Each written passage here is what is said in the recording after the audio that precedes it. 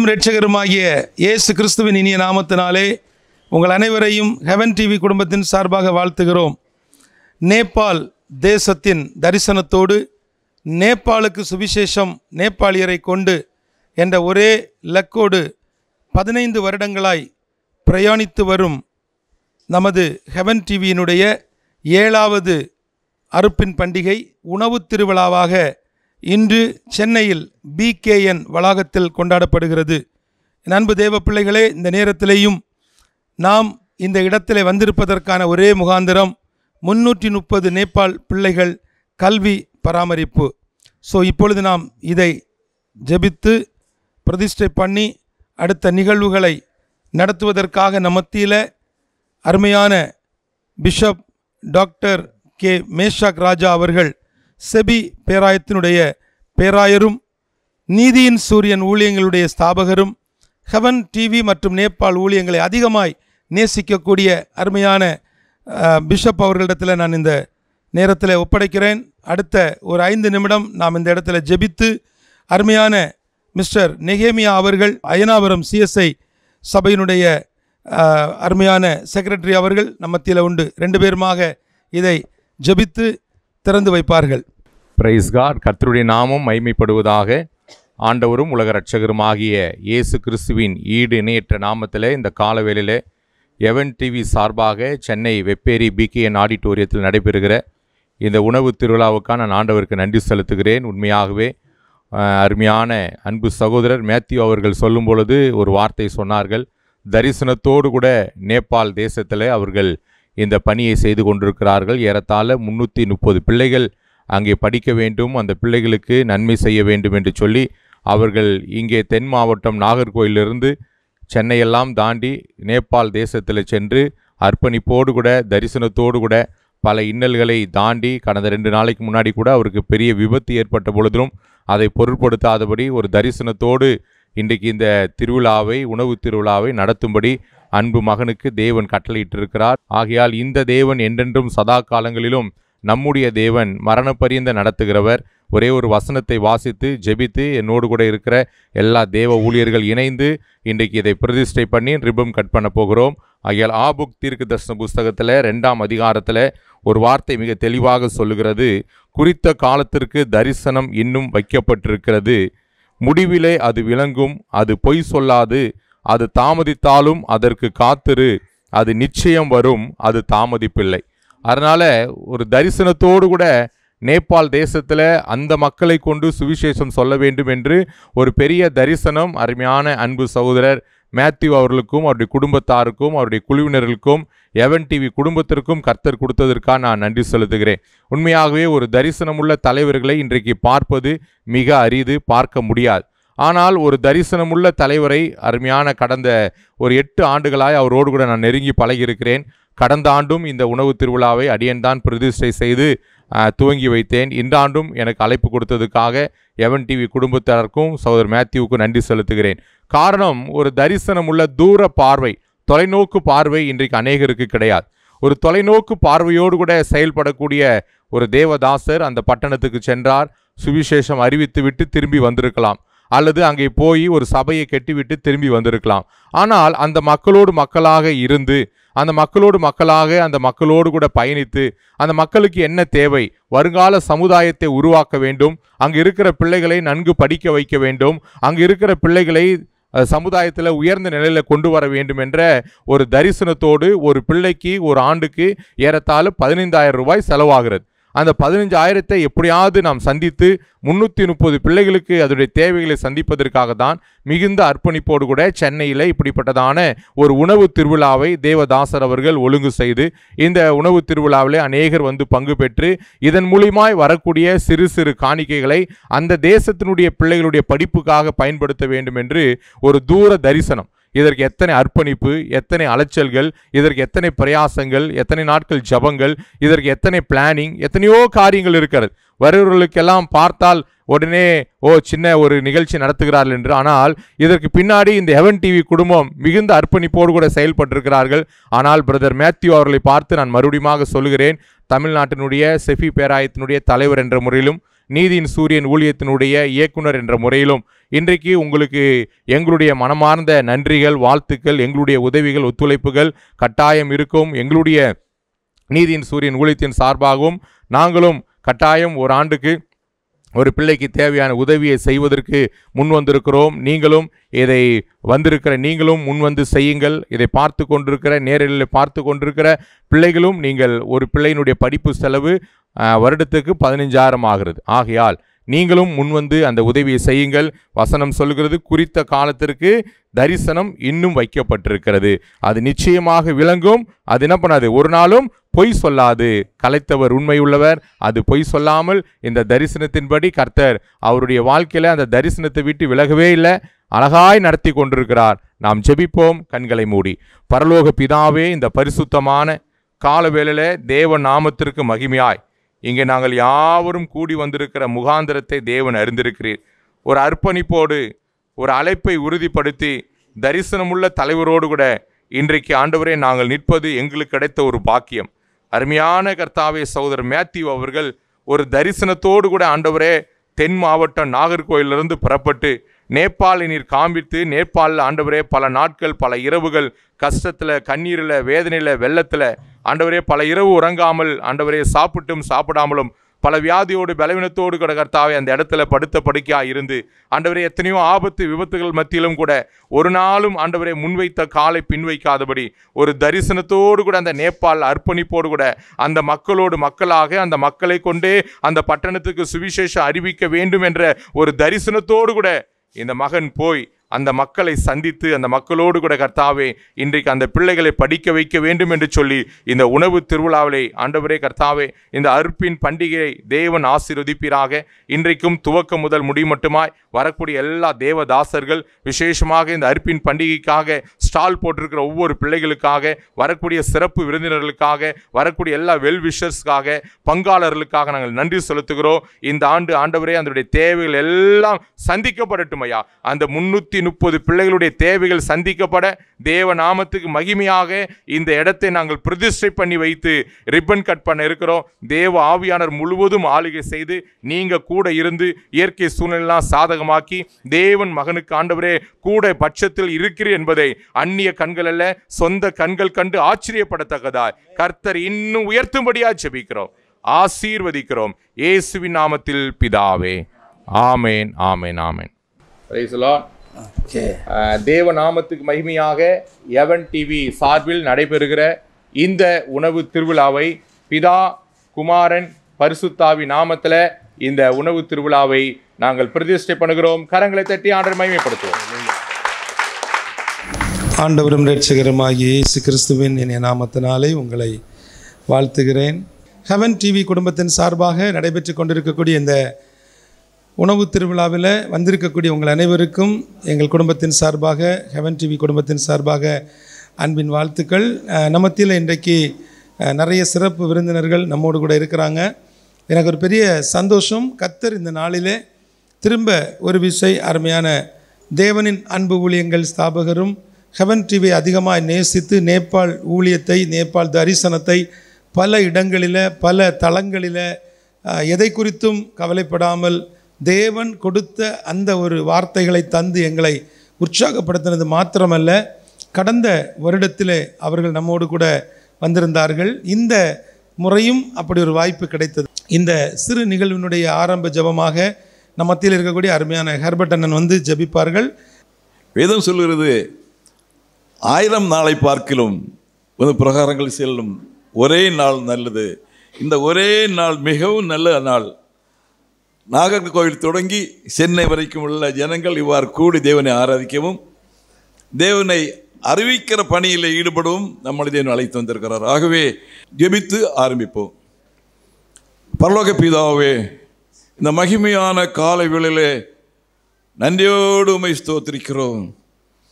இந்த ஜனத்தை எனக்கென்று ஏற்படுத்தினேன், இவர்கள் என் துதியை சொல்லி வருவார்கள் என்று வேதம் சொல்லுகிறது. ஆண்டவரே, ஒருவேளை இந்த அறையிலே கூடியிருக்கிற நாங்கள் உம்முடைய துதியை சொல்லி வந்தாலும் அநேக கோடி மக்கள் உம்முடைய துதியை சொல்ல தெரியாமல் இருக்கிறார்களே. அந்த வரிசையிலே நேபாள் மக்களும் கர்த்தரே தெய்வம் என்று அறியாமல் இருக்கிற இந்த நாட்களிலே மிகுந்த பாரத்தோடு அவர்களும் உம்முடைய துதியை சொல்லி வரும்படியான கிருபைக்காக நாங்கள் உம்முடைய பாதார விந்தம் கால்களிலே பணிகிறோம் ஐயா. அவன் செய்வது எல்லாம் வாய்க்கும் என்று வேதம் சொல்கிறதே. அந்த மக்களும் உம்மை பற்றி அறிய வேண்டும் என்று நாங்கள் எடுத்துக்கொள்கிற எல்லா முயற்சிகளையும் கர்த்தர் வாய்க்க பண்ண வேண்டும் என்று ஜெபிக்கிறோம். இதற்கென்று பல்வேறு நபர்கள் பல்வேறு மாதங்களுக்காக உழைத்திருக்கிறார்கள். குதிரை யுத்த நாளுக்காக ஆயத்தமாக்கப்படும், ஜெயமோ கர்த்தரால் வரும் என்று சொல்லப்பட்டிருக்கிறது. ஜெயத்தை நாங்கள் சுதந்திரித்துக் கொள்கிறோம். எங்களுக்கு செய்தியுமாய் வந்திருக்கிற அண்ணனையும் கூட வந்திருக்கிற ஒவ்வொருவரையும் கர்த்தர் பலப்படுத்துவீராக. ஆரம்ப ஜெபம் முதல் ஆசீர்வாத ஜெபம் வரை நடக்கும் ஒவ்வொரு நிகழ்ச்சிகளையும் அப்பனுடைய கருத்தலை தருகிறோம். கர்த்தர் நடத்துவீராக. இந்த கூடைக்கு விரோதமாய் காணப்படுகிற எல்லா தடைகளையும் கர்த்தர் தேவன் மாற்றி போடுவீராக. இதனை முன்னின்று நடத்துகிற மேத்யூ பிரதரையும் அவர் குடும்பத்தையும் ஊழியங்களையும் கர்த்தர் பொறுப்படுத்தி நடத்த வேண்டும் ஜெபிக்கிறோம். துதி கன மகிமையில் உமக்கு செலுத்துகிறோம். மீட்பெறும் நிலைமை வேண்டும் போது ஜெபிக்கிறோம் பரலோக பிதாவே, ஆமீன். அல்லேலூயா. முதலாவது எங்களுடைய மகளிர் மண்டாட்டு ஜெபத்தில் உள்ள அருமையான சகோதரி ரபிதா தேவதாஸ் அவர்கள் ஒரு பாடல் பாடுவார்கள். அதைத் தொடர்ந்து நாம் அடுத்த பகுதிக்குள்ளாய் கடந்து செல்லலாம். கர்த்தர் நல்லவர். சின்ன நிகழ்வு இல்லை, ஏன்னா இது பெரிய தேவனுக்காக செய்யப்படுகிற காரியம். ஹல்லேலூயா. எனவே இருக்கிற இடங்களில் நம்ம கண்களை மூடி பயத்தோடு, அப்பா நீங்கள் எஜமானன், சர்வ சிருஷ்டிக்கும் நீர் எஜமானன் என்று சொல்லி அப்பாவை நாம் மகிமைப்படுத்தி பின்பு ஒவ்வொரு பகுதியும் அவரே நடத்தி கொடுக்க போகிறார். துதிகன மகிமை அப்பாவுக்கு செலுத்தி இந்த வேளையிலே அப்பாவை உயர்த்துவோம். ஹல்லேலூயா. சர்வ சிருஷ்டிக்கும் எஜமானன் நீரே, சர்வ சிருஷ்டியை காப்பவர் நீரே, எங்கள் இதயத்தில் உம்மை போற்றுகிறோம், இன்றென்றும் பணிந்து தொழுவோம். சர்வ சிருஷ்டிக்கும் எஜமானன் நீரே, சர்வ சிருஷ்டியை காப்பவர் நீரே, எங்கள் இதயத்தில் உம்மை போற்றுகிறோம், என்றென்றும் பணிந்து தொழுவோம். பாடுவோமா? ஆஹா அல்லேலூயா, ஆஹா அல்லேலூயா, ஆஹா அல்லேலூயா, ஆஹா அல்லேலூயா, ஆஹா அல்லேலூயா, ஆஹா அல்லேலூயா, ஆஹா அல்லேலூயா, ஆமென். எல்லா மனிதர்க்கும் ஆண்டவர், நேபாள் தேசத்து ஜனங்களுக்கும் அவரே மகிமையின் தேவன். அதை நினைச்சு கர்த்தரை துதிப்போமா? ஆமென். எங்கள் இதயத்தை உம்மிடம் படைக்கின்றோமே, ஏங்குகிறோம் உம்மாசி பெறவே, எல்லா மனிதர்க்கும் ஆண்டவர் நீரே, எல்லா ஆசீர்வாதத்திற்கும் ஊற்றே, எங்கள் இதயத்தை உம்மிடம் படைக்கின்றோமே, ஏங்குகிறோம் உம்மாசி பெறவே. கைகளை உயர்த்தி ஆஹா அல்லேலூயா, ஆஹா அல்லேலூயா, ஆஹா அல்லேலூயா, ஆஹா அல்லேலூயா,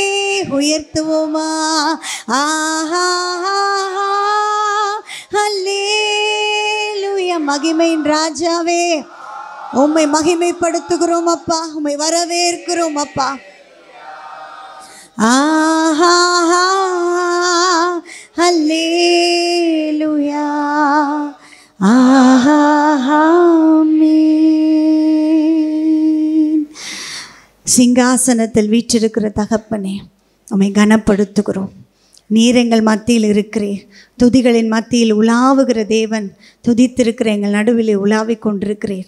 ஆரம்பத்திலிருந்து முடிவு வரைக்கும் எல்லாவற்றையும் உம்முடைய கரத்தில் கொடுக்குறோம். நீங்கள் பொறுப்பெடுத்துக்கோங்க. நீங்கள் அழக செய்யுங்கப்பா. நீங்கள் பெருகணும் ஆண்டவரே, நாங்கள் சிறுகணும். இயேசு கிறிஸ்துவின் நாமத்தில் ஜெபிக்கிறோம் நல்ல பிதாவே, ஆமென். எனக்கு மிகவும் பிரியமான என் அன்பு தேவஜனமே, இன்றைக்கு நம்ம மத்தியில் நிறைய சிறப்பு விருந்தினர்கள் இருந்தாலும் எங்களுடைய அன்பின் அழைப்பை ஏற்று இந்த இடத்துல வந்த அயனாபுரம் CSI சபையினுடைய செயலாளர் அருமையான நெகேமியா சார் அவர்கள், தயவுசெய்து சார் முன்னாடி வாங்க. ஒரு சில வார்த்தைகளை எங்களுக்காக நீங்கள் பேசணும். என்னென்னு சொன்னால் எனக்கு ஒரு பெரிய ஒரு அங்கீகாரம். தேங்க்யூ. உண்மையிலே மிக்க மகிழ்ச்சியாக இருக்கின்றது. நான் சார்ந்த மண்ணில் இருப்பது போல எனக்கு ஒரு உணர்வும் இருக்கின்றது. நேபாளருக்கு நான் நண்பர் சுவிசை ஜபக்குழுவில் இருக்கும்போது அதனுடைய பார்டர் ஜனக்பூர் வரை போய் சென்று வந்திருக்கிறேன். அப்பொழுதே அங்கே ஏராளமான கடினமான பாதைகள் தான். ஊழியம் செய்வது என்பது அவ்வளோ இலகுவான காரியம் கிடையாது என்று அறிந்திருக்கிறேன். நான் சார்ந்த மண்ணிலிருந்து ஒரு அருமையான சகோதரர் அங்கே திருப்பணி செய்கிறார் என்று சொன்னால் மிகுந்த சந்தோஷமாக இருக்கின்றது. ஆண்டவர் ஒவ்வொருவருக்கும் ஒவ்வொரு விதமான அழைப்பை கொடுக்கின்றார். 10 விரல்களும் விதவிதமாக இருக்கின்றது போல ஒவ்வொருவருக்கும் ஒவ்வொரு கமிட்மெண்ட் ஆண்டவரால் கொடுக்கப்படுகிறது. அதை அவர்கள் தியாகத்தோடு செய்யும்போது அந்த ஊழியம் பல முன்னேற்றங்களை காண முடிகிறது. குறிப்பாக நாம் நம்முடைய வாழ்க்கையிலே அந்த நேபாள் மக்களுக்காக ஜெபிக்க வேண்டும். குறிப்பாக அவர் எடுத்துக்கொண்டிருக்கின்ற ஒரு பணியானது மிகுந்த ஒரு சந்தோஷத்திற்குரிய பணி. Education is very important in our life. Actually giving education to the needy people, it's almost serving to the lord almighty. உணவு திருவிழான்னு நம்ம சொல்கிறோம், இல்லைனா அது ஹார்வெஸ்ட் ஃபெஸ்டிவல்னு சொல்லுவோம். ஏன்சியன்ட் இஸ்ரேலில் பார்த்தோம்னு சொன்னால் அதை சுக்கோத்னு சொல்லுவாங்க. அது ஆக்சுவலாக அது நீங்கள் பார்த்தீங்கன்னா செப்டம்பர் அக்டோபரில் வரும். இந்த ஃபுட் ஃபெஸ்டிவல் எல்லாம் பார்த்தீங்கன்னா சொன்னால் நிறைய இடங்களில் ஃபுட் ஃபெஸ்டிவல் கொண்டாடுறாங்க. But harvest festival is something different. காடுக்கு 2 G வருது harvest festival. One gratitude and another one is actual generosity. We must be grateful to the Lord Almighty. Whatever the things He has given to us, that should be shared generously. That is what I am telling, the generosity. The gratitude, the gratitude is there and the generosity is always there. Whatever the blessings we have received from the Lord Almighty, it should be shared to the needy people. ஆண்டவர் எவ்வளவு ஆசீர்வாதங்களை உனக்கு கொடுத்திருக்கிறாரோ உன்னுடைய குடும்பத்திலிருந்தே நீ ஆரம்பித்து விட வேண்டும். நன்றாக புரிந்துகொள். உனக்கு தம்பி இருப்பாங்க, அண்ணன் இருப்பாங்க, உன்னுடைய சகோதரர் இருப்பாங்க, உறவினர்கள் இருப்பார்கள். ஆனால் ஆண்டவர் உன்னை நன்றாக ஆசீர்வதித்திருப்பார். உன் குடும்பத்தினரையும் பார்த்து கொள்ள வேண்டும். அதன் பிறகு சமுதாயத்துக்கு செல்ல வேண்டும். நீடி பீப்புள் எங்கே இருக்காங்கன்னு ஐடென்டிஃபை பண்ணி அவர்களுக்கு நீ பெற்ற ஆசீர்வாதத்தை பகிர்ந்து கொண்டால் மட்டுமே அது கிறிஸ்தவம். இல்லை என்றால் ஒரு அர்த்தமும் கிடையாது. அந்த வகையிலே ஆண்டவர் நமக்கு கொடுக்க ஆசீர்வாதத்தை இப்படிப்பட்ட ஊழியங்கள் செய்கின்ற பிள்ளைகளுக்கு நாம் தாராளமாக என்ன செய்ய வேண்டும்? நாம் பகிர்ந்து கொள்ள வேண்டும். அப்படி பகிர்ந்து கொள்ளும்போது ஒரு சில சந்தேகங்கள் வரும். நான் எல்லாத்தையும் கொடுத்தா எனக்கு என்னது, எனக்கு என்ன இருக்குது அப்படின்னு நினச்சிங்கன்னா அங்கே தான் தப்பு. அப்போ you must trust in the Lord. Abraham பார்த்துங்க, ஏப்ரஹாம் என்ன தனி அவருக்கு ஒரு தேசத்தை விட்டு நீ போப்பான்னு சொன்ன போகிறார. ஸோ கடவுள் மேல் நீங்கள் நம்பிக்கை வைத்து கொள்ள வேண்டும். நம்பிக்கையோடு இருக்கும்போது இவைகள் எல்லாமே சாத்தியம். நாம் ஆண்டவருக்கு நன்றியுள்ளவராக இருப்போம். கிடைக்கின்ற ஆசீர்வாதங்களை மற்றவர்களோடு ஷேர் பண்ணிக்கிடுவோம். அப்படி இருக்கும்போது அதுதான் உண்மையான கிறிஸ்தவம். தொடர்ந்து அருமையான சகோதரருக்காக ஜெபித்துக் கொள்வோம். எங்களுடைய திருச்சபையிலும் கூட அவர்களுக்கு நான் என்னுடைய பாஸ்டேட் கமிட்டியில் டிசைட் பண்ணும்போது அவருடைய ஊழியத்தை பற்றி நான் பகிர்ந்து கொண்டேன். வேறு அந்த ஊழியத்தை பற்றி ஓரளவுக்கு அறிந்தவன் என்ற முறையிலே நிச்சயமாக நாங்கள் எங்களுடைய திருச்சபையார் எங்களுடைய ஜெபத்திலும் எங்களுடைய பணத்தாலும் நாங்கள் தாங்கிக் கொள்வோம் என்பது உறுதியளிக்கிறோம். துடன் நிறைவு செய்துகிறேன். தொடர்ந்து ஜெபிக்கிறோம். நன்றி. அடுத்ததாக நம்ம மத்தியில் அருமையான பிஷப் அவர்கள், டாக்டர் கே மேசாக் ராஜா அவர்கள், செஃபி பேராயத்தினுடைய பேராயர் அவர்கள். ஸோ அருமையான பிஷப் அவர்களை நம்ம எல்லாரும் கரங்களை தட்டி பண்டக சாலையை திறந்து வைப்பதற்கு அன்பு பிஷப் அவர்கள். கர்த்தர் நல்லவர், அவர் கிருபை என்றும் உள்ளது. இந்த நல்ல நாளுக்காக நான் ஆண்டவருக்கு நன்றி செலுத்துகிறேன். விசேஷமாக அன்பு மேத்யூ ஐயா அவர்கள் கடந்த 15 ஆண்டுகளாய் ஒரு தரிசனத்தோடு கூட இந்த ஊழியத்தை செய்து கொண்டிருக்கிறார்கள். மல்கியா 3:10 வரக்கூடிய பண்டக சாலை, அதை அழகாய் அவருக்கு ஆண்டவர் கொடுத்திருக்கிறார். அதுக்கு முன்னாடி வசனம் சொல்லுது, காணிக்கை தசம பாகத்தை எல்லாம் நேபாள் ஊழியத்திற்கு கொண்டு வரக்கூடிய ஒரு பண்டக சாலை. ஆகையால் நம்முடைய பங்கை கொண்டு வரக்கூடிய அதுதான் ஐயாவுடைய ஒரு தரிசனம். ஆகையால் பண்டக சாலை என்று சொன்னால் வேற ஒன்றும் நீங்கள் நினைத்து கொள்ள வேண்டாம். நீங்கள் போகக்கூடிய உங்களுடைய திருச்சபையில் உங்களுடைய காணிக்கை தசம்பாகத்தை செலுத்தி மீதியாக இருக்கக்கூடிய ஒரு பங்கை இந்த பண்டக சாலைக்கு கொண்டு வந்து நாம் முகம் தெரியாத பார்க்க முடியாத நபர்களுக்கு நாம் உதவி செய்ய வேண்டும். ஆகையால் தான் இந்த தரிசனத்தை கர்த்தர் அருமையான தாசருக்கு 2009ஆம் ஆண்டு ஒரு மிஷினரி ஊழியமாக இந்த ஊழியம் ஆரம்பிக்கப்பட்டு பிறகு 2012 அந்த நேபாளுடைய ஒரு தரிசனத்தோடு கூட அந்த நேபாள் ஃபீட் என்றதான ஒரு ஊழியத்தை ஆரம்பித்து ஏறத்தாழ ஒரு 15 ஆண்டுகளாக இந்த ஊழியத்தை தரிசனத்தோடு செய்திருக்கார். முதல் 15 முடிந்து விட்டது, அடுத்த 15க்கு அடி எடுத்து வைக்க போகிறார். ஆமேன். ஆகையால் அடுத்த 15 எதிர்நோக்கி இருக்கிறது. முதல் 15 முடிந்து விட்டது. பல எதிர்ப்பின் மத்தியிலே நாகர்கோவில் பகுதியிலிருந்து வந்து இந்த இடத்துல அவர் ஊழியத்தை செய்கிறார் என்றால் ஆண்டவர் ஒரே ஒரு வசனத்தை எனக்கு காண்பித்தார். அதை சொல்லி இந்த பண்டக சாலையை பிரதிஷ்டை பண்ண போகிறேன். அடுத்த ஒரு சில நிமிடத்திற்குள்ளாக ஏசாயா தீர்க்கதரிசன புஸ்தகத்தில் 43ஆம் அதிகாரம் 18-19 வசனங்கள் தெளிவாய் சொல்லுகிறது. எவன் டிவிக்கு முந்தினவைகளை நினைக்க வேண்டாம், பூர்வமானவைகளை சிந்திக்க வேண்டாம். அடுத்த 15 கர்த்தர் உங்களுக்கு ஒரு புதிய காரியத்தை செய்ய போகிறார். ஆமென். அடுத்த 15 அடிநோக்கி வைக்கிறீர்கள். ஆண்டவர் சொல்ல அடுத்த பரிமாணத்துக்கு நேராய் வசனம் தெளிவாய் சொல்கிறது, புதிய காரியத்தை செய்ய போகிறேன், இப்பொழுதே அது தோன்றும், நீங்கள் அதை அறியீர்களா? நான் வனாந்திரத்திலே வழிகளிலும் அவாந்திர வெளிகளிலே ஆறுகளையும் உண்டாக்குவேன். கர்த்தர் இந்த வாக்குத்தத்தத்தின்படி உங்களுக்கு பல வழிகள் சென்னையில் அடைந்தாலும் கர்த்தர் புது வழியை திறக்க போகிறார். அல்லேலூயா. மனுஷன் வழி அடைப்பான், மனுஷன் வழி அடைப்பான். போயுமா மேத்யூ ஐயா கூட சேர்ந்துட்டீங்கன்னு வாங்க, போயுமா எவன் டிவி கிட்ட போய் நின்றுட்டீங்கன்னு வாங்க, போயுமா எவன் டிவிக்கு உதவி செய்யுங்கன்னு சொல்லுவாங்க. இது மனிதன் அடைக்கிற வழிகள். அல்லேலூயா.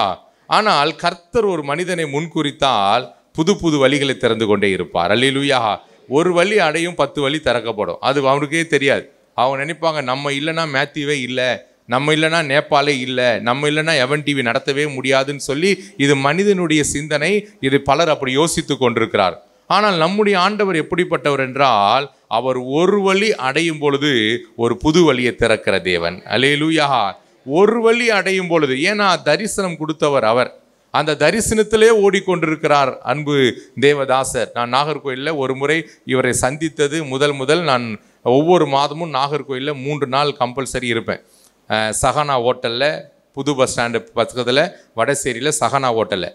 அப்போ தற்செயலாக நான் சஹானா ஹோட்டலில் தங்கியிருந்த நாட்களில் அங்கே ஃபஸ்ட் ஃப்ளோரில் ரெஸ்டாரண்ட்டில் சாப்பிட்டுட்டு இருக்கிறேன். ஐயா ஃபேமிலியோடு வந்து சாப்பிட்றாரு. இவர் என்ன பார்க்குறாரு, நான் அவரை பார்க்குறேன். இவருக்கு என்ன கேட்கணுன்னு ஆசை, நான் அவரை கேட்கணுன்னு ஆசை. 2 பேரும் ஒருத்தர் முகத்தை பார்த்து சாப்பிட்டுட்ருக்குறோம். எங்கள் சந்திப்பு நாகர்கோயிலில் Sahana hotel, Sahana castle first ஃப்ளோரில் நடந்தது. பிறகு ஐயா மெதுவாக வந்தார். நீங்கள் தானே மேஷாக்குனாரு.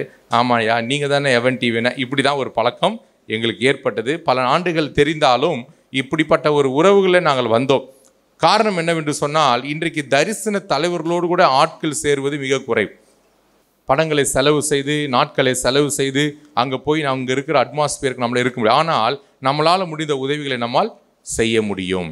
அப்படிப்பட்ட ஒரு தரிசனத்தை தான் அன்பு தேவதாசர் மேத்யூ அவர்களுக்கு தேவன் கொடுத்துருக்கிறார். அவர் கொடுத்துருக்கிற இந்த தரிசனத்தில் நம்ம எல்லாம் இணையும்படியாக தான் கர்த்தர் வந்து கூட்டு வந்திருக்கார். அல்லேலூயா. அன்னைக்கு இணைஞ்சது ஆண்டவர் கூட 12 பேர் தான், பெருங்கூட்டம்லாம் கிடையாது. 12 பேரை வச்சே உலகத்தை கலக்குனார். இன்னைக்கு அதனால பெருங்கூட்டம் சென்னையில் வரலையே நம்ம எதிர்பார்க்க வேண்டாம். வந்திருக்கிற நம்மளை கொண்டே கர்த்தர் பெரிய காரியங்களை செய்வார். அல்லேலூயா. கூட்டங்கள் நமக்கு முக்கியமே கிடையாது. என்னப்பா மேத்யூ கூட்டம் நடத்தினார், 100 பேர் தான் வந்தாங்க, அந்த கூட்டம் முக்கியம் இல்லை.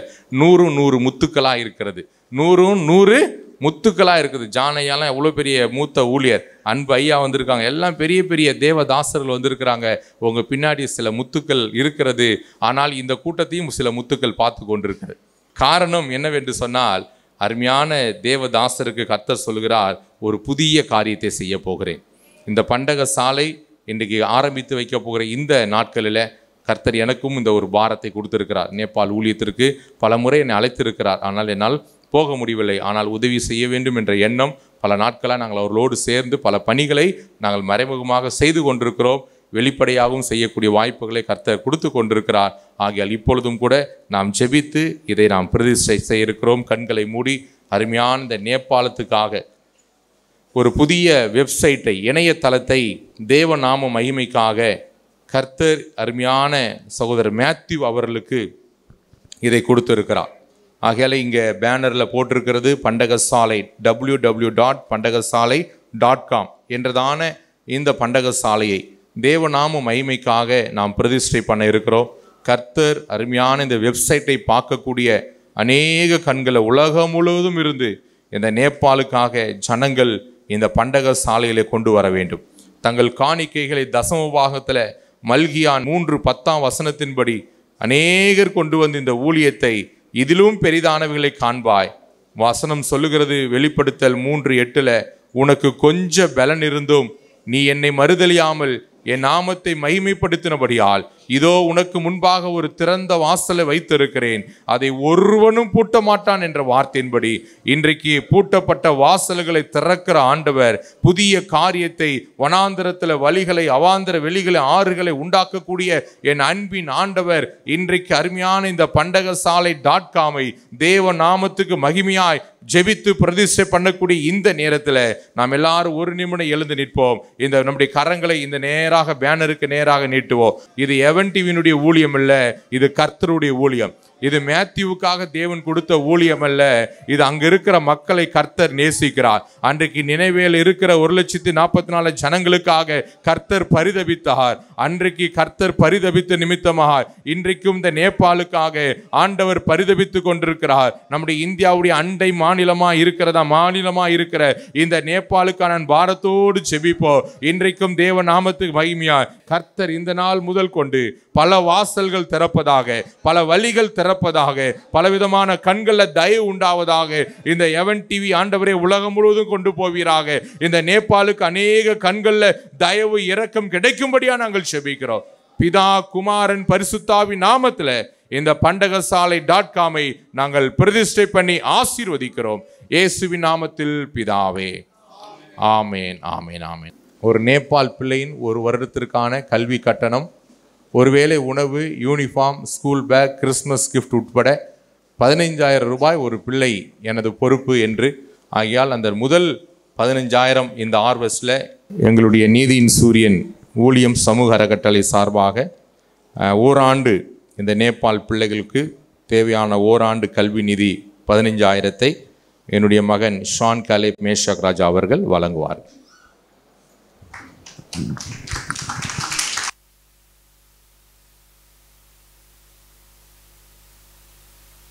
தொடர்ச்சியாக நம்முடைய மத்தியில் இருக்கக்கூடிய அருமையான பிரதர் ஸ்டீஃபன் அவர்கள் இந்த நேபாள் தரிசனத்துக்கான மங்கள வார்த்தை.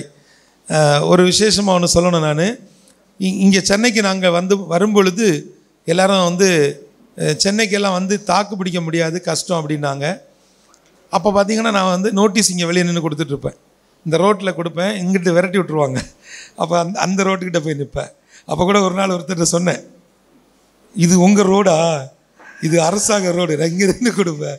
அவனால் நல்ல ஞாபகம் இருக்குது எனக்கு. அப்போல்லாம் கொடுத்துட்டு அப்புறம் ஒரு நாள் ஒருத்தர் ஏதோ பேசுனேன், அண்ணே ஒரு நாள் நானும் உள்ளே வருவேனே அப்படின்ட்டு. ஆக்சுவலி அது உங்கள் மீட்டிங் தான். அதான் பெரிய சிரிப்பு. அண்ணனுடைய மீட்டிங் முடிச்சு போட்டு போகும்போது அது மாதிரி ஞாபகம் இருக்குது. ஆனால் பெரிய சந்தோஷம் என்னென்னா, சென்னையில் இந்த ஹெவன் டிவியுடைய லான்ச்சிங் அறிமுக ப்ரோக்ராமையே அனந்தா நடத்தி தந்தாங்க. ஸோ இது நடந்து 8 வருஷம் ஆகிடுச்சு. ராமேன் சொல்லுங்கள். ஸோ இந்த ஒரு பெரிய ஒரு அன்பு, இந்த பாசம், இதெல்லாம் என்னென்னா நேபாள் அப்படிங்கிற அந்த ஒரே ஒரு காரியம். எல்லாவற்றுக்கும் மேலே தேவனின் அன்பு ஊழியங்கள் செய்யக்கூடிய நற்கிரியைகளில் நேபாளமும் இருக்கிறது என்பது குறிப்பிடத்தக்கது. ராமேன் சொல்லுங்களேன். நம்ம எல்லாருடைய பலத்த கரகோஷங்களோடு கூட அருமையான சகோதரர் அவர்கள் நம்ம மத்தியில். ஹல்லேலூயா, ஹல்லேலூயா, ஹல்லேலூயா. கிறிஸ்துவுக்குள் மிகவும் பிரியமான எனதருமை சகோதர சகோதரிகளே, நம்மை சிருஷ்டித்தவரும் நம்மை உண்டாக்கினவரும் நம்மை ஒருபோதும் மறந்து போகாதவருமாகிய இயேசு கிறிஸ்துவின் நாமத்தினால உங்கள் எல்லாரையும் வாழ்த்தி ஆசீர்வதிக்கிறேன். ஹல்லேலூயா. அன்றைக்கு இயேசு நன்மை செய்கிறவராய் சுற்றி திரிந்தார் என்று வேதம் சொல்லுகிறார். அதே போல் அந்த நேபாள் ஜனங்களுக்கு நன்மை செய்கிற ஒரு ஊழியத்தை தாங்கவும் அந்த ஊழியத்தோடு இணைந்து நின்று நாம் நன்மை செய்யவும் இந்த நாட்களிலே இந்த இடத்துல நாம் கூடி வந்திருக்கிறோம். இன்றைக்கி நமக்கு ஆண்டவர் கொண்டு வருகிற மங்கள வார்த்தை அப்போஸ்தலர் நடபடிகளின் புஸ்தகம் 10ஆம் அதிகாரம் 38வது வசனம் இப்படியாய் சொல்லுகிறது. எடுத்து வாசிப்போமா? நசரேனாகி இயேசுவை தேவன் பரிசுத்த ஆவியினாலும் வல்லமையினாலும் அபிஷேகம் பண்ணினார். தேவன் அவருடனே கூட இருந்தபடியினாலே அவர் நன்மை செய்கிறவராயும் பிசாசின் வல்லமையில் அகப்பட்ட யாவரையும் குணமாக்குகிறவராயும் சுற்றி திரிந்தார். ஹல்லேலூயா. நடமாடுகிற கிறிஸ்துவுக்காக இன்றைக்கு உங்கள் ஒவ்வொருவரையும் கர்த்தர் எதிர்பார்க்கிறார். நீங்கள் எல்லாரும் நடமாடுகிற கிறிஸ்துக்கள், நடமாடுகிற இயேசுக்கள் என்று சொல்லுகிறார். சில நேரங்களில் நம்மால் சுவிசேஷம் சொல்ல முடியலைன்னாலும் அந்த சுவிசேஷத்தை சொல்லுகிறவர்களுக்கு பின்னணியில் நம்ம இருக்கணும். பைபிளில் லூக்கா எழுதின சுவிசேஷம் 8ஆம் அதிகாரம் 1 முதல் 3 வரைக்கும் உள்ள வசனத்தில் பார்க்கும்போது இயேசுனுடைய ஊழியத்தின் பின்னணியிலே இருந்த ஒரு சிலரை பற்றி அழகாக சொல்லப்பட்டிருக்கிறது. இயேசுவின் ஊழியத்தின் பின்னணியில் யார் யார் இருந்தா? நீங்கள் நினைக்கலாம், ஏசப்பாக்க ஊழியத்தில் பேக்ரவுண்டுக்கு ஆள் வேணுமா அப்படின்னு நீங்கள் நினைக்கலாம். யார் யார் இருந்தால் எடுத்து வாசிங்க பார்க்கலாம். லூக்கா 8ஆம் அதிகாரம் 1 முதல் 3 வரைக்கும் உள்ள வசனங்கள் வாசிக்கலாம். பின்பு அவர் பட்டணங்கள் தோறும் கிராமங்கள் தோறும் பிரயாணம் பண்ணி தேவனுடைய ராஜ்யத்தினுடைய நற்செய்தியை கூறி பிரசங்கித்து வந்தார். 12 அவரோடு கூட இருந்தாங்க. சரி, அது ஆண்டவர் அவருக்காக அவருடைய ஊழியத்தினுடைய பின்னணியில் இருந்து ஆண்டவருடைய நேரடி பராமரிப்பிலே ஆண்டவருடைய பயிற்சியை பெறக்கூடிய பிள்ளைகளாக 12 பேரை தெரிஞ்செடுத்து அவங்கள பயிற்றுவிக்கிறார். அவங்க கூட இயேசுநாதர் கூட இருந்து அவருடைய ஊழியத்தில் பின்னணியில் இருக்கிறது அது ஒரு பெரிய விஷயம் சொல்ல முடியாது. ஏன்னா அதற்காகவே ஆண்டவர் அழைத்தார், அதற்காகவே அவர்களை உருவாக்குகிறார். இயேசு கிறிஸ்துவுடைய காலங்களுக்கு பிறகு அந்த சுவிசேஷத்தை உலகமெங்கும் கொண்டு செல்வதற்கு இவர்களை கருவியாய் பயன்படுத்தணும்னு ஆண்டவர் தீர்மானம் பண்ணி 12 பேரை செலக்ட் பண்ணாங்க. அவங்க 12 பேர் இயேசுவின் ஊழியத்தின் பின்னணியில் இருந்தார்கள். அடுத்து அவர் பொல்லாத ஆவிகளையும் வியாதிகளையும் நீக்கி குணமாக்கின சில ஸ்திரீகள். ஒரு நிமிஷம். அதாவது ஆண்டவர் வாழ்ந்த நாட்களில் அநேக ஸ்திரீகளுக்குள் இருந்த பொல்லாத பிசாசுகளை துரத்தி வியாதிகளை குணமாக்கின சில ஸ்திரீகள் நன்றி கடனுக்காக ஆண்டவருடைய ஊழியத்தின் பின்னணியிலே இருந்தார்கள். அடுத்து 7 பிசாசுகள் நீங்கின மகதலேனா மரியாள் என்று சொல்லப்பட்ட மரியாள். அப்படின்னா இந்த வாலிப வயதிலே தன்னுடைய வாழ்க்கையை 7 பிசாசுக்கள் உள்ளால இருந்து சீரழித்து கொண்டிருந்த அந்த மகதலேனா மரியாளுடைய வாழ்க்கையை சீர்படுத்தின என் இயேசுவுக்கு நன்றி கடனாக மகதலேனா மரியாள் என்கிற ஸ்திரீ இயேசுவின் ஊழியத்தின் பின்னணியில் இருந்தாள். ஏரோதின் காரியக்காரனாகிய கூசாவின் மனைவியாகிய யோவன்னாள். ஒரு நிமிஷம். ஏரோது இயேசுவுக்கு எதிரானவன். ஆனால் ஏரோதனுடைய அரசாட்சியிலே ஏரோதனுடைய காரியக்காரன் அப்படின்னா ஃபினான்ஸ் மினிஸ்டர் அப்படின்னு அர்த்தம். நல்ல கவனிங்க. ஏரோது ஆண்டவருக்கு விரோதமானவன், இயேசுவுக்கு விரோதமானவன்.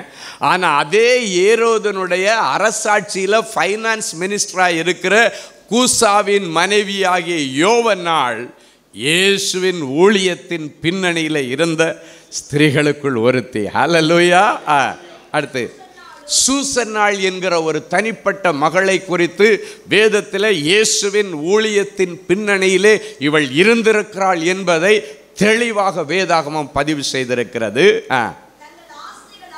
தங்கள் ஆஸ்திகளால் அவருக்கு ஊழியம் செய்து கொண்டு வந்த மற்றும் அநேக ஸ்திரீகளும் அவரோடு கூட இருந்தார். அப்படின்னா என்ன தெரியுமா?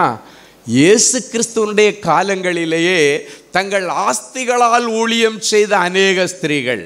ஆஸ்திகளால் என்ன தெரியுமா? Funding ministry. நீங்கள் நினைக்கலாம், இயேசுநாதருக்கு எதுக்குங்க ஃபண்டிங்?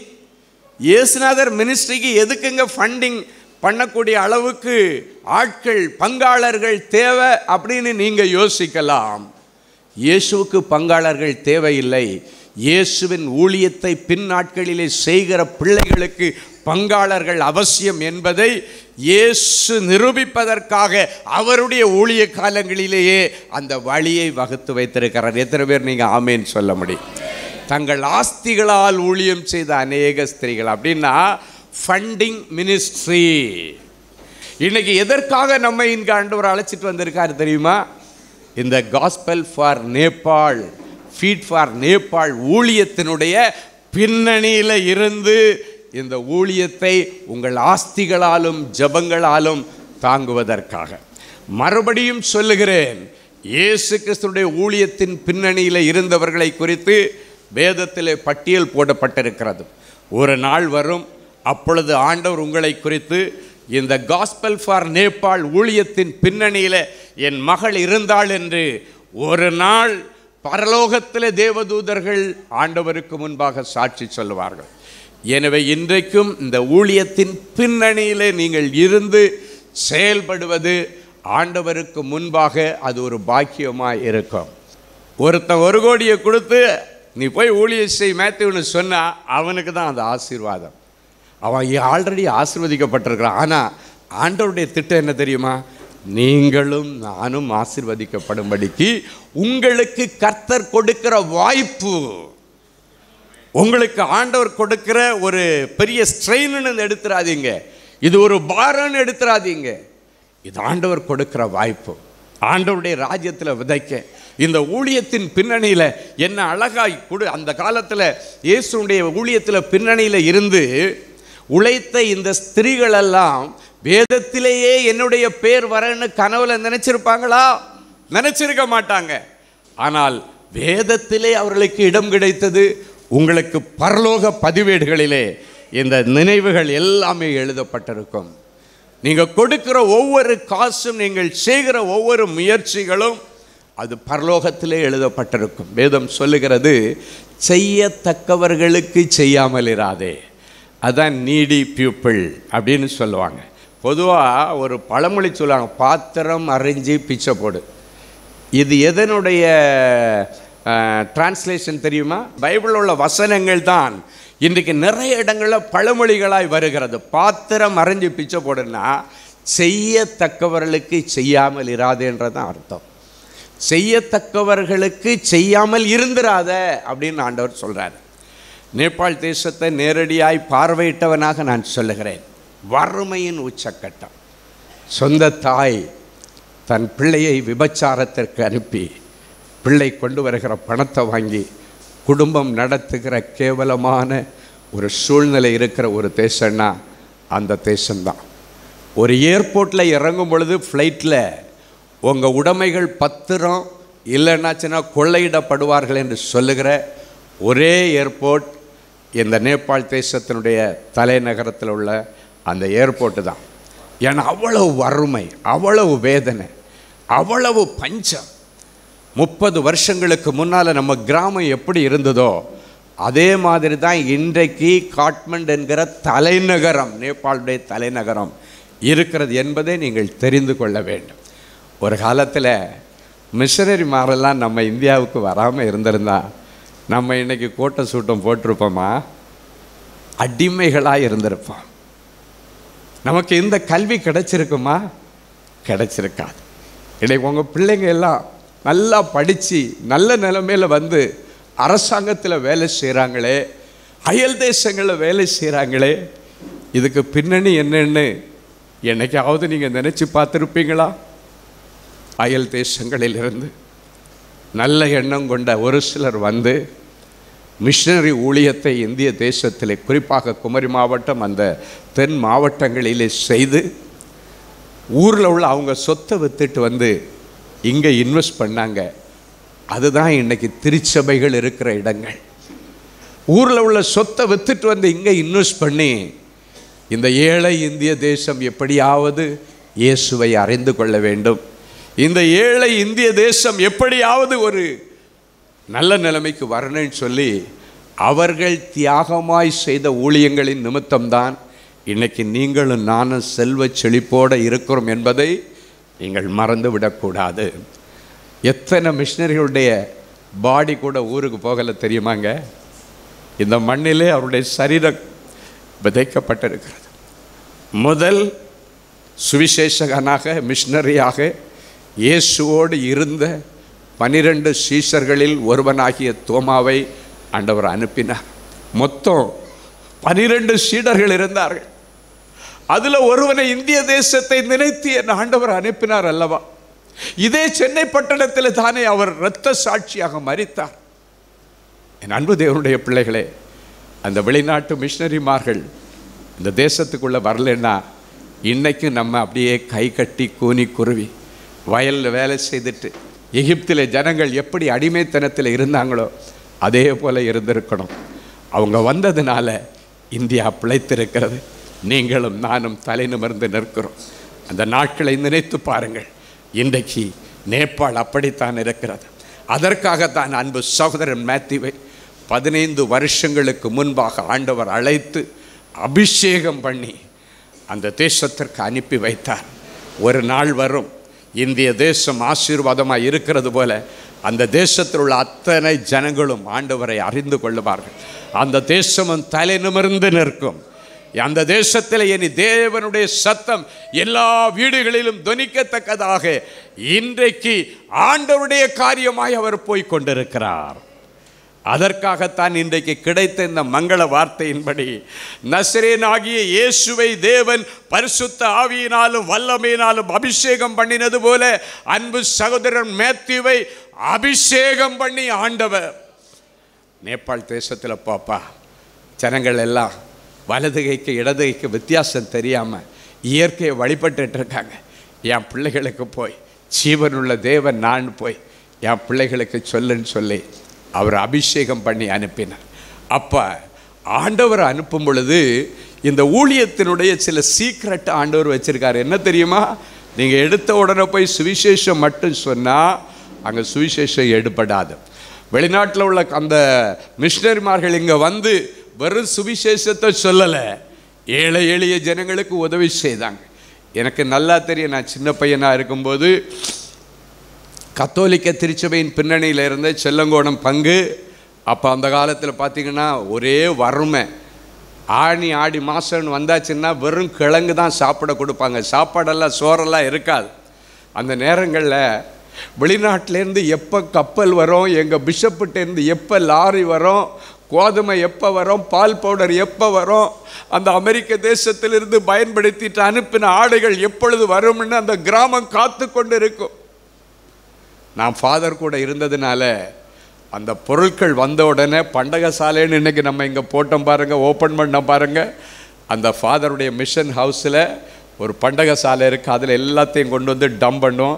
நான் இப்போ இவ்வளோண்டு தான் இருப்பேன். ஃபாதருக்கு நான் தான் சீசப்பிள்ளை மட்டும் இல்லை, அசிஸ்டண்ட் ஏலியுடைய வீட்டில் வளர்ந்த சாமுவேல் மாதிரி நான் அங்கே இருப்பேன். எல்லாம் கொண்டு டம்ப் பண்ணுவோம். துணிமணிகள் எல்லாம் ஒரு ஏரியாவில் இருக்கும், பால் பவுடர் ஒரு ஏரியாவில் இருக்கும், ஒரு பகுதியில் கோதுமை இருக்கும், எல்லாம் இருக்கும். அந்த லாரி வர்றது, அந்த காலத்தில் ஒரு டாட்டா பென்ஸ் லாரி ஒன்று வரும், மூஞ்சி எப்படி நீட்டிக்கிட்டு இருக்கும். அந்த லாரி எங்கள் காம்பவுண்டுக்குள்ளால சர்ச்சுக்குள்ளால வருதுனாலே பின்னால் ஏழை ஜனங்கள் ஓடி வருவாங்க. பாத்திரம் கூட இருக்காது, இப்படியே மடியை பிச்சை எடுக்கிறது மாதிரி அம்மாமார்கள் எல்லாம் அந்த சாரியில் உள்ள முந்தானையை தூக்கிட்டு வருவாங்க. பக்காவாக அளந்து நான் தான் போடுவேன். பால் பவுடர் ஒரு பக்கத்தில், அது பக்கம் இன்னொரு பக்கத்தில் கோதுமை, இன்னொரு பக்கத்தில் அந்த துணிக்கு அடி போடுவாங்க பாருங்கள். எல்லாம் வெளிநாட்டில் உள்ள ஜனங்கள் பயன்படுத்தி விட்டு அப்படியே வேண்டான்னு போட்ட அந்த துணிமணிகள். அப்படிப்பட்டவைகளை வாங்கின என் கிராமம் இன்றைக்கு கர்த்தரை அறிந்து கொண்டது மட்டும் இல்லை, எக்கச்சக்கமான ஜனங்களுக்கு கொடுக்கிற அளவுக்கு இந்த சந்ததியை ஆசீர்வதித்திருக்கிறான். அதே பழைய ஆடைகள் போட்டதில் நானும் ஒருவன். அதே பால் பவுடர் சாப்பிட்டதில் நானும் ஒருவன், அதே கோதுமையை வாங்கி சாப்பிட்டதில் நானும் ஒருவன். எவ்வளோ பெரிய சந்தோஷம்! அந்த பணியை இன்றைக்கு மேத்யூவை நம்பி ஆண்டவர் கொடுத்திருக்கிறார். என் பிள்ளைகளுக்கு போய் செய்டா, என் பிள்ளைங்க நல்லா சாப்பிடணும், என் பிள்ளைங்க இயேசுவை அறிந்து கொள்ள வேண்டும். என் இயேசுடைய ஊழியத்தினுடைய ஒரு அழகான ஃபார்முலா என்ன தெரியுமா? அவர் பிரசங்கிக்கிறவராய் மாத்திரமல்ல, அவர் நன்மை செய்கிறவராய் சுற்றி திரிந்தார். அதுதான் feet for Nepal, gospel for Nepal அப்படின்றது. இயேசு சுவிசேஷத்தை அறிவித்தார் என்று இப்போ நம்ம லூக்கா 8ஆம் அதிகாரத்தில் அவருடைய அந்த சுவிசேஷ ஊழியத்தில் பின்னணியில் இருந்தவங்களை பற்றியெல்லாம் நம்ம பார்த்தோம். ஆனால் அதே நேரத்தில் அவர் சுவிசேஷத்தை சொல்லும் பொழுதே அந்த ஜனங்களுக்கு உதவி செய்து கொண்டே செய்தார். நன்மை செய்கிறவராயும் பிசாசின் பிடியில் இருக்கிற அனைவரையும் விடுதலையாக்குகிறவராயும் குணமாக்குகிறவராயும் சுற்றி திரிந்தாராம். அந்த பணியை செய்கிறதுக்கு தான் இன்னைக்கு ஆண்டவர் உங்களை கூப்பிட்டு வந்திருக்கிறார். ஹல்லேலூயா! இயேசுநாதர் எங்கெல்லாம் போனாரோ, ஒரு கல்யாண வீட்டுக்கு போனார், அவருக்கு ஸ்பெஷல் இன்விடேஷன். கல்யாண வீட்டில் 100ஓட 101 ஆளாக இருந்துட்டு இயேசு வரல. இங்கே நான் என்ன நல்லது செய்யலாம் அப்படின்னு யோசிச்சுட்டே இருந்தார். வாய்ப்பு கிடைத்தது. திராட்சை ரசம் குறைவுபட்டது. மரியாள் சொல்கிறாங்க திராட்சை ரசம் தீர்ந்து விட்டது என்று சொல்லி. அப்போ ஆண்டவர் பார்க்குறார், பிள்ளைங்க இப்போ தான் கல்யாண லைஃப், மேரேஜ் லைஃப்பை ஸ்டார்ட் பண்ணுறாங்க. ஸ்டார்ட் பண்ணும்போதே ஒரு அவமானம் இருக்கக்கூடாதுன்னு சொல்லி இறங்கி நின்று அற்புதத்தை செய்து நல்ல ரசத்தை உண்டு பண்ணினார். என் அன்பு தேவனுடைய பிள்ளைகளே, கல்யாண வீட்டில் போனாலும் நன்மை தான் செய்தார், செத்த வீட்டில் போனாலும் நன்மை தான் செய்தார். அந்த யவீர் என்கிற ஜபாலய தலைவனுடைய பிள்ளை செத்து போச்சு, அந்த வீட்டுக்கு போனார். அப்போ அவனே சொல்கிறான், பிள்ளை செத்து போச்சு ஆண்டவரே, நீங்கள் திரும்பி போயிருங்க. இல்லை, நான் மறுபடியும் வீட்டுக்கு வர்றேன்னு சொன்னார். அந்த வீட்டில் போய் செத்து போன பிள்ளைய உயிரோடு எழுப்பி அந்த தாயினிடத்தில் தகப்பனிடத்தில் கொடுத்துட்டு வந்தார். அப்படின்னா அவர் எங்கே போனாலும் நன்மை செய்தார். போயிட்டே இருக்கிறாரு. போகிற வழியில் ஒரு பிசாசு பிடித்தவன், வஸ்திரம் தெரியாதவன், தன் சரீரத்தை தானே காயப்படுத்தி கொண்டிருக்கிறவன், கல்லறையிலே குடியிருப்பை வைத்திருக்கிறவன், வாழ்க்கையை வீணடித்து கொண்டிருந்தவன் கல்லறை நடுகிலே கிடக்கிறான். அந்த பக்கமாக ஆண்டவர் நடந்து போனார். அவர் சுவிசேஷம் சொன்ன போகிற வழியிலே அவனை சந்தித்தார். ஐயோ பாவம், இந்த வாலிப வயசில் வீட்டில் இருக்க வேண்டிய இந்த கல்லறை தோட்டத்தில் கிடக்கிறானே, தன்னுடைய சரீரத்தை தானே காயப்படுத்தி கொண்டிருக்கிறான், வஸ்திரம் தெரியாது இருக்கிறானே, சங்கிலிகளால் கட்டப்பட்ட நிலைமையில் இருக்கிறானே, இவனுக்கு நான் நன்மை செய்ய வேண்டும் என்று என் ஆண்டவர் நினைத்தார். நொடிப்பொழுதிலே அவனுக்கு விடுதலையை கொடுத்தார். அவன் என்ன செய்தான் தெரியுமா? தெக்கப்போலி என்கிற அவனுடைய கிராமத்திலே போய் ஊழியம் செய்ய ஆரம்பித்தான். என் அன்பு தேவனுடைய பிள்ளைகளே, இன்றைக்கு ஆண்டவர் உங்களுக்கு கொடுத்திருக்கிற வாய்ப்பு, நன்மை செய்கிறவராய் சுற்றி திரிந்த இயேசு கிறிஸ்து உங்கள் மூலமாய் நேபாளிலே நன்மை செய்ய சுற்றி திரியும்படி ஆசைப்பட்டு உங்களை அழைத்து கொண்டு வந்திருக்கிறார். இன்றைக்கி இது உங்களுக்கு ஒரு வாய்ப்பு. ஒரு முறை நாங்கள் நேபாளுக்கு போயிருக்கும்போது அண்ணன் சொன்னது போல் நூடுல்ஸ் கொடுத்தாலே அவங்க ரொம்ப சந்தோஷப்படுவாங்க. அதுவே அவங்களுக்கு பெரிய ஃபுட்டுன்னா பார்த்துங்க. ஒரு முறை நான் போயிருக்கும்போது ஒரு ஹோமு, அந்த ஹோமில் கிட்டத்தட்ட ஒரு 30-40 பிள்ளைங்க இருக்கிறாங்க. அது ஒரு ஸ்கூல் வாத்தியார் அந்த பிள்ளைகளுக்கு ஸ்பான்சர் பண்ணிட்டு அவர் வர சம்பளத்தில் பண்ணிகிட்ருக்கிறார். அப்போ நானும் என்னுடைய நெருங்கின நண்பர் பாஸ்டர் சுகின் 2 பேருமா சேர்ந்து அந்த பிள்ளைகளை அந்த ஹோமை பார்க்குறதுக்காக போனேன். நான் பிஸ்னஸ் பண்ணிகிட்டு இருந்த காலங்களில் அங்கே போய் பார்க்கும்போது அந்த பிள்ளைகளுடைய நிலைமை ரொம்ப பரிதாபம். வாலிப பிள்ளைகள், அவர்களுக்கு குளிக்கிறதற்கு ஒரு ரூம் கிடையாது, ஒரு பாத்ரூம் வசதி கிடையாது. நான் தான் சொன்னேன், 30 வருஷங்களுக்கு முன்னால் நம்ம கிராமம் எப்படி இருந்தது, அந்த நிலைமை தான் இன்றைக்கு அந்த தேசத்தில் இருக்கிறது. அப்போ நாங்கள் அங்கே போயிருக்கும்போது பார்த்தா அந்த பிள்ளைங்க ஒரு 30-40 பிள்ளைங்க இருந்தாங்க. ஒரே அறையில் போட்டிருக்கு. சாப்பாடு எப்படி தெரியுமா அவங்க பண்ணுறாங்க? ஒரு பானையை வைக்கிறாங்க, அந்த பானையில் அரிசியை போடுவாங்க, அரிசி வெந்துட்டு இருக்கும் பொழுது அப்படியே காய்கறியை போடுவாங்க, கொஞ்சம் மிளகாவை அதில் கொட்டுவாங்க, கொஞ்சம் உப்பை கட்டுவாங்க, ஒரு கிளறி அப்படியே எடுத்து கொடுப்பாங்க. இதுவே அவங்களுக்கு கிடைக்கிற பெஸ்ட்டு ஃபுட்டுன்னு சொல்கிறாங்க. எனக்கு ரொம்ப வேதனையாக போச்சு. அதனால் நானும் பாஸ்டமாக போயிட்டு மார்க்கெட்டில் போய் நல்ல வாழைப்பழம், கொஞ்சம் ஆப்பிள் எல்லாம் வாங்கிட்டு எடுத்துகிட்டு ஸ்பெஷலாக அன்றைக்கி பிள்ளைகளுக்கு சிக்கன் போடணுன்னு சொல்லி சிக்கனெல்லாம் வாங்கிட்டு வந்து சமைக்கிறோம். அந்த எல்லாருக்கும் ஆப்பிள் வச்சுருக்கிறோம். ஆனால் ஒரு ஆப்பிளை கையில் எடுத்தோடனே குரங்கு தாவி பிடுங்கும் தெரியுமா, அதே மாதிரி சின்ன பிள்ளைகள் தாவி பிடுங்குகிறதை கண்ணு முன்னால் பார்த்தேன். ஐயோ, அந்த பிள்ளைக்கு ஒரு ஆப்பிள் கிடைச்ச உடனே என்ன சந்தோஷமாக சாப்பிட்டாங்க. இன்றைக்கி நம்ம வீட்டில் ஆப்பிளெல்லாம் சும்மா கிடக்கு. அந்த காரியத்தை பார்த்து அப்படியே மிரண்டு போய், இவ்வளவு வேதனையா, இவ்வளவு வறுமையா. அப்போ சிக்கன் கொடுக்கும் பொழுது நான் கடைசியாக கேட்டேன், இதுக்கு முன்னால் எவ்வளோ நாளைக்கு முன்னால் நீங்கள் சிக்கன் சாப்பிட்டீங்க? அந்த பிள்ளைங்க சொன்னாங்க, ஐயா இதே போல் 1 வருஷத்துக்கு முன்னால் ஒரு ஆள் இந்தியாவிலேருந்து வந்தார், ஒரு சார் வந்தார். அந்த சார் வந்து எங்களுக்கு சிக்கன் போட்டார். 1 வருஷத்துக்கு பிறகு நாங்கள் இன்றைக்கி தான் சிக்கன் சாப்பிட்றோம்.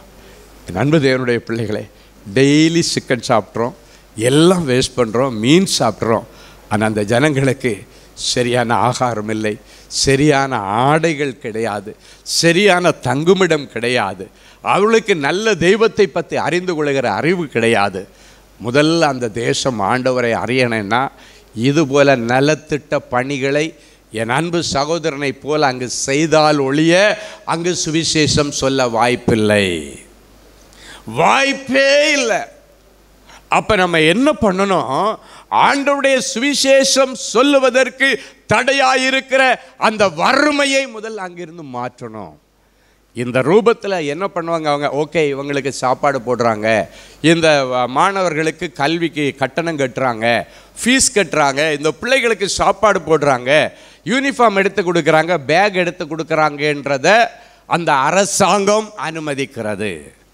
அதோடு கூட நம்ம சுவிசேஷத்தையும் சேர்த்து சொல்லுகிறோம். சுவிசேஷம் அறிவிக்கப்படாத அந்த தேசத்தில் சுவிசேஷத்தை அறிவிப்பதற்காகத்தான் இன்றைக்கு இந்த நாளிலே அன்பு சகோதரனை கர்த்தர் எடுத்து அபிஷேகம் பண்ணி, இந்த வசனத்தின்படி கர்த்தருடைய ஆவியானவர் அவரோடு கூட இருக்கிறபடியினாலே தான் அவர் அந்த தேசத்தில் போய் நன்மை செய்கிறவராய் சுற்றித் திரிகிறார், சுவிசேஷம் சொல்லி சுற்றித் திரிகிறார். அந்த தேசத்தில் போய் அநேக அற்புத அடையாளங்களை ஜனங்களுக்கு செய்து இயேசு உயிரோடு இருக்கிறார் என்பதை அந்த இடத்துல அவர் இன்றைக்கு ஆண்டவருடைய கிருபையினாலே நிரூபித்து கொண்டிருக்கிறார்.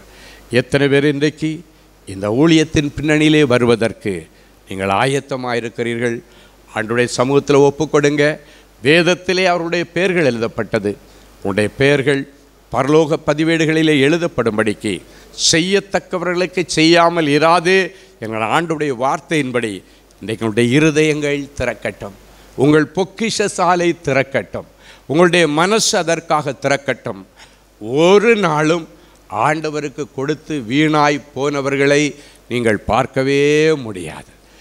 நீங்கள் நன்மை செய்தீங்கன்னா உங்கள் வீட்டில் நல்லது நடக்கும்.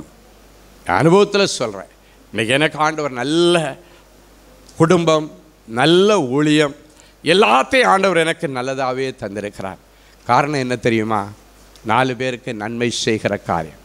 இன்றைக்கும் எங்களுடைய ஊழியம் இந்த நேபாள் ஊழியங்களுக்கு பின்னணியில் இருக்கிறது. மாதம் ஒரு ஊழியரை, அங்கே ஊழியம் செய்கிற ஒருவரை எங்களுடைய ஊழியத்தின் சார்பாக நாங்கள் தாங்கி கொண்டிருக்கிறோம். ஏன்னா இந்த ஊழியத்தினுடைய மேன்மை எனக்கு தெரியும். நான் நேராக போய் பார்த்ததுனால சொல்கிறேன். அடிக்கடி இயற்கையின் சீற்றங்கள் வந்து தவிடுபடி ஆக்கிட்டு இருக்கிறோம். திடீர்னு தம்பிக்கு ஃபோன் பண்ணா, தம்பி எங்கே இருக்கிறீங்க? அண்ணே நான் இங்கே இருப்பேன். எனக்கு தெரியும் அங்கே தான் இருப்பாங்க. ஏன்னா நான் நியூஸ் பார்த்துருப்பேன். அங்கே பூகம்பம் வந்திருக்கோம், பயங்கர மழை வந்திருக்கும், பயங்கரமான அழிவு வந்திருக்கோம். அப்படின்னா கண்டிப்பாக எனக்கு தெரியும் அந்த அழிவின் மத்தியிலே என் பிள்ளை அங்கே இருப்பான், அந்த ஜனங்களுக்கு உதவி செய்ய. எத்தனை பேர் அவருடைய கரத்தை தூக்கி பிடிக்க ஆயத்தமாக இருக்கிறீங்க? அவரோடு கூட இணைந்து அந்த பட்டணத்தில் ஊழியம் செய்ய, சுவிசேஷத்தை சொல்ல, ஏழைகளை தாங்க உதவியாக இருக்கிறீங்க. 77 மாவட்டங்கள் இருக்கிறது. அத்தனை மாவட்டங்களிலும் ஆண்டவருடைய சுவிசேஷம் சொல்லப்படணும். குறிப்பாக இந்த வருஷம் அந்த நேபாள் கிறிஸ்மஸ் பரிசு 5000 பேருக்கு கொடுக்கறதற்காக ஒரு தரிசனத்தோடு சில முயற்சிகளை எடுத்திருக்கிறார்கள். ஒரு ஆளுக்கு அந்த கிறிஸ்மஸ் கிஃப்ட்டு கொடுக்கணும். என்னாச்சுன்னா அந்த கிஃப்டோட காஸ்ட் வந்து 1000 ரூபாய் ஆகும். அப்படின்னா 5000 பேருக்கு எவ்வளோ ஆகுன்னு பார்த்துங்க. ஆனால் உங்கள் மூலமாக உங்கள் வாட்ஸ்அப் குரூப்பில், உங்களுடைய ஃபேஸ்புக்கில் உங்களுடைய இணையதளங்களில் நீங்கள் இதை பகிர்ந்து கொண்டீங்கன்னா இந்த 150 பேர் கண்டிப்பாக 1500 பேராக மாறுவாங்க, 15000 பேராக மாறுவாங்க. எனக்கு தெரியும். இன்றைக்கி சோஷியல் மீடியா அப்படித்தான் இருக்கிறது. இன்றைக்கி நீங்கள் கொடுங்க, அது மட்டும் இல்லை, அதோடு நின்று விடாதீங்க. உங்களுடைய சோஷியல் மீடியாவில் எந்த காரியத்தை பதிவு செய்யுங்க. ஆவியிலே ஏவப்பட்டு நான் சொல்லுகிறேன், அவர்கள் ஒவ்வொருவரும் நேபாளுக்கு கிறிஸ்மஸ் பரிசு கொடுப்பதிலே தங்களை ஈடுபடுத்தி கொள்ளுகிறது நிமித்தம் அவர்கள் குடும்பங்களிலே நன்மை நடக்கும். வேதம் சொல்லுகிறது, நீ எதை விதைக்கிறையோ அதை அறுப்ப. நீ நன்மையை விதைச்சியன்னா நன்மை கண்டிப்பாக அறுவடுவேன், கண்டிப்பாக பண்ணுவேன். அதுவும் ஆண்டவர், நீ கொடுத்ததை ஆண்டவர் கொடுக்க மாட்டார், அதை சேர்த்து அமுக்கி குலுக்கி சாட்சி உங்களுடைய மடியில் போட கர்த்தர் உதவி செய்வார். நீங்கள் ஒருத்தங்களுக்கு சொல்லி அவர்கள் அதன் நிமித்தம் இதில் பங்கெடுத்தாங்கன்னா அதனுடைய ஆசீர்வாதம் அவர்களுக்கும் உண்டு, உங்களுக்கும் ஒரு பகுதி உண்டு. எத்தனை பேர் என் கூட கரங்களை உயர்த்தி ஆமேன்னு சொல்லுவீங்க? அல்லேலூயா.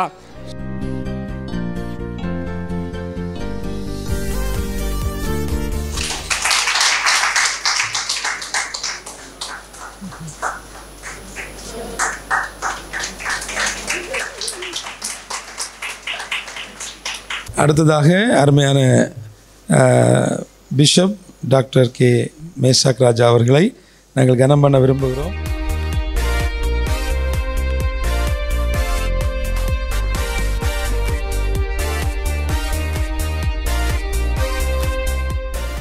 மிக முக்கியமான ஒரு காரியம். முதலாவதாக நம்ம மத்தியில் பரிகாரி ஊழியங்களுடைய அருமையான எட்வர்ட் ராஜன் இருக்காங்க.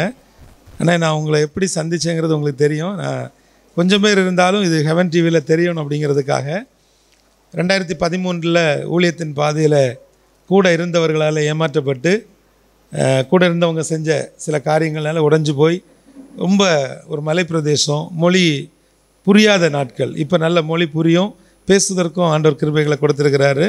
ஸோ அப்படிப்பட்ட ஒரு சூழ்நிலைமையில் நான் இருக்கும் பொழுது என்னுடைய அறையில் தங்கியிருந்தவருடைய மொபைலில் நீங்கள் மட்டும் இல்லாது இருந்தா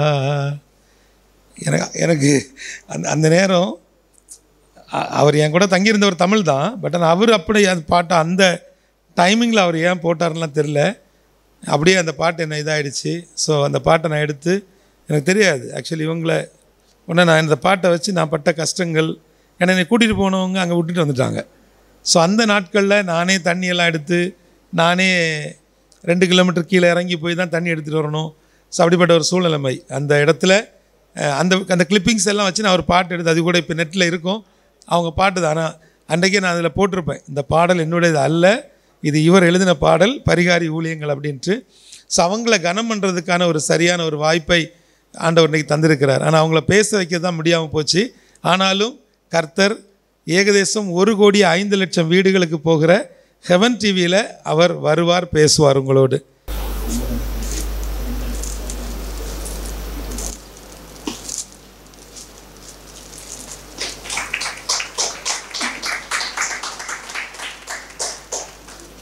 கர்த்தருடைய பரிசுத்த நாமத்துக்கு மகிமை உண்டாவதாக. அண்ணனை குறித்து ஏற்கனவே கேள்விப்பட்டிருக்கேன். ஆனாலும் நம்ம ஸ்டீஃபன் அண்ணா அவங்களுடைய அந்த டாக் வந்து உண்மையில் ரொம்ப மனசை என்ன இருந்துச்சுன்னா உருக்கிருச்சு அப்படியே. ஸோ யூ ஹாவ் அதை அந்த எக்ஸ்பீரியன்ஸ் மூலியமாக நீங்கள் பகிர்ந்து கொடுக்குற அந்த வார்த்தை வந்து உண்மையிலேயே கேட்குறவங்களுக்கு வந்து ரொம்ப அசைக்குது. ஸோ அதன் போல் ஸோ நீங்கள் நன்மை செய்ய திராணி இருக்கும் பொழுது அப்படின்ற வேர்டை அதை செய்யத்தக்க செய்யாமல் இவங்க செய்யத்தக்கதான்றது அறிந்திருக்கிறேன்.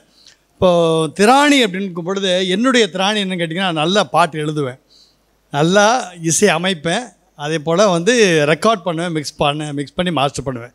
ஸோ என்னுடைய அந்த திராணியின்படியாக இந்த நேபாளி ஊழியத்தினுடைய அந்த திட்டங்களை வெளிக்கொண்டு வருகிற ஒரு பாடல் எழுதி இயற்றி அதை வந்து நான் வந்து இசையமைத்து நான் பதிவு செய்து கொடுப்பதை நான் வந்து ஐ வாண்ட் டு கமிட், இந்த இடத்துல நான் கமிட் பண்ண விரும்புகிறேன். அதை நான் கண்டிப்பாக செய்து கொடுப்பேன். ஸோ நல்ல வாய்ஸ் சிங்கர்ஸை வச்சு நான் பண்ணி கொடுக்குறேன் ஐயா. அது என்னுடைய உங்களுடைய ஊழியத்திற்கான ஒரு பங்கு. Thank you, God bless you. அடுத்ததாக இன்னும் ஒன்று தான்.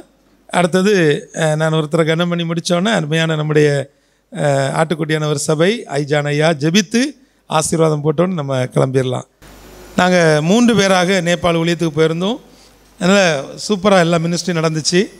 நேபாளில் உள்ளவங்களுக்கு இந்த ஹேண்ட் ரைட்டிங் பைபிள் தெரியாது. ஸோ அவங்களுக்கு ஒரு அச்சீவ்மெண்ட்டுக்காக நாங்கள் இது பண்ணோம். அப்போ இவருடைய ஊழியம் எனக்கு ரொம்ப பிடிச்சி போச்சு. அப்புறம் அங்கே போயிட்டு அந்த மக்கள்கிட்ட எழுதுகிற காரியத்தை குறித்து பேசின பிறகு தான் தெரிஞ்சுது அவங்க எல்லாமே பேசுகிறவர்கள், எழுத தெரியாது. ஸோ எழுதக்கூடியவர்களை கண்டுபிடிச்சி அழகாக ஒரு நிகழ்ச்சியை வச்சு இவங்க தான் அந்த ப்ரோக்ராம் எல்லாம் பண்ணி முடிச்சிட்டோம். கர்த்தருடைய நாமத்திற்கு மகிமையுண்டாவதாக. வேதாகம நண்பன் இந்த ஊழியத்தின் சார்பாக எல்லாரும் தனிப்பட்ட முறையில் ஆண்டவருடைய வார்த்தையை நமது கைகளால் எழுதணும். அதை அண்ணன்ட்ட பகிர்ந்து கொண்ட போது நேபாள் மக்களை வைத்து நம்ம எழுதுவோம் அப்படின்னு கூட்டிகிட்டு போனாங்க. அநேக இடங்களில் அந்த கிறிஸ்மஸ் வெகுமதி கொடுப்பதற்கும் பைபிளை எழுதுவதற்கும் ஆண்டவர் கிருபை தந்தார். நன்மையை விசாரிக்க ஒருவன் வந்தான் அப்படின்னு சொல்லி நெகேமியாவை குறித்து சொல்லப்படுகிறது. ஆனால் அழகாக அதை சொல்லும்போது எனக்கு எங்கள் நன்மையை விசாரிக்க ஒருவன் வந்தான், நேபாளினுடைய நன்மையை விசாரிப்பதற்காக அண்ணங்க பணிகள் செய்கிறாங்க. பைபிள் யாக்கோபுக்கு சொல்லப்பட்டது, நான் உனக்கு சொன்னதை செய்யும் அளவும் நான் உன்னை கைவிடுவதில்லை. ஸோ ஆண்டவர் கைவிடாத ஆண்டவர். இன்றைக்கி அந்த கைவிடாத ஆண்டவர் நாம் எல்லாரும் சேர்ந்து கரங்கோர்த்து இந்த பணிகளை செய்வதற்கு ஆண்டவர் நம்முடைய கரங்களை வலுப்படுத்துகிறார். நம்ம எல்லாரும் ஆண்டவருக்குள்ளே இந்த பெரிய பணிக்கு நம்ம துணை நிற்போம். தப்பி தவறி விழுந்த விதைகள், காக்கா குருவிகள் போட்டு சாப்பிட்டு போட்ட எச்சத்தில் விழுந்த விதைகள் கூட அழகாக அது முளைத்து மலைகளில் காடுகளில் அங்கங்கே பார்க்குறோம். அவைகள் கூட முளைத்து அழகாக பூத்து காய்த்து அது கனி தருகின்றன. அவைகளெல்லாம் தப்பி தவறி விழுந்த விதைகள். நாம் யாரும் தப்பி தவறி விழுந்தவர்கள் இந்த பூமிக்கு வந்தவர்கள் அல்ல. நமக்கு எல்லாருக்கும் ஒரு தரிசனம் ஆண்டவர் தந்திருக்கிறார். அந்த தரிசனத்தில், இந்த நேபாள் தரிசனத்தில், ஆண்டவர் அவர்களுக்கு அண்ணனுக்கு கொடுத்த தரிசனத்தில் நானும் அதில் ஒரு இணைந்து அங்கே இந்த பணி செய்தது குறித்து ஆண்டவருக்குள் நான் மகிழ்ச்சி அடைகிறேன். வேதாகம நண்பன் ஊழியத்தின் சார்பில் மீண்டும் அண்ணனுக்கு என்னுடைய அன்பான நன்றிகளை தெரிவித்துக் கொள்கிறேன். தேங்க்யூ. ஸோ இது இந்த நேரம் அவர்கள் வந்து நேபாளுக்குள்ளே, நேபாள் கிறிஸ்தவ வரலாற்றில் முதன்முறையாக அந்த கையெழுத்து வேதாகமம். நான் உங்களுக்கு ஒன்று சொல்கிறேன். ஹெவன் டிவியில் பார்த்து கொண்டிருக்கக்கூடிய சிலர் சோஷியல் மீடியாக்களில் ஏன்னா பைபிளை வந்து யாரும் எழுதக்கூடாது, பைபிளை எழுதுனா அது பிரச்சனை அப்படிலாம் சொல்லி பார்த்தேன். நிறைய பேர் தான் சகோதரர்கள் பார்த்துட்டு இருக்கக்கூடிய உங்களுக்கு தப்பாக நினச்சிக்காதீங்க. உங்களோட ரொம்ப சின்ன பையன்தான். பைபிளை எழுதுறதுக்கு நீங்கள் வந்து ஏதோ காப்பிரைட்டுன்னு சொல்கிறீங்க. இனி அடுத்தது பைபிளை படிக்கிறதுக்கு காப்பிரைட்டும்பீங்க. அப்புறம் சண்டே கிளாஸில் எங்கள் டீச்சரை அரெஸ்ட் பண்ணுவீங்க. ஸோ அதனால் இந்த விளையாட்டே வேண்டாம். இதுக்கு ஒரு ஓனர் தான் அவர் இருக்கிறாரு. அவர் உங்களை ஒன்றும் இது பண்ணல. அவருடைய ஒரே இதை உலகமெங்கும் போய் சொல்லுங்கன்னு. அதுக்கு நான் சாட்சி. இவர் எழுத சொன்னப்போ எனக்கு அதுக்கு அருமை புரியலை. அங்கே போன பிறகு ஒரு பொண்ணு எழுதிட்டு அழுதுகிட்டே இருக்கிறா. நான் என்ன யோசித்தேன், எழுத தெரியாத பிள்ளையை கொண்டு உட்கார வச்சுட்டாங்க நினச்சிட்டு மெதுவாக போய் சொன்னேன், நீ பேப்பரை கொடுத்துட்டு வெளியே போயிருந்து. அவள் என்ன தெரியுமா சொல்கிறா, இவர் ரேண்டமாக தானே கொடுத்துருப்பாரு. அந்த வசனம் அந்த பிள்ளையுடைய வாழ்க்கையை தொட்டுடுச்சு. அழுதுகிட்டே இருக்கிறா. அப்புறம் உட்காந்து அந்த வசனம் போட்டிருந்துச்சு. அதை திரும்ப அதில் எழுதி கொடுத்துட்டு போகிறேன். அதனால் அந்த எழுதுகிற வேதம் படிப்பது, வேதத்தை தியானிப்பது ஒரு பெரிய அனுபவம். ஆனால் அந்த எழுதும் பொழுது ஒரு சுக அனுபவம் கிடைக்கிறது. ஆமேன். கொஞ்சம் எல்லாரும் கைகள் இருக்கிறவங்க மட்டும் கை தட்டலாம்.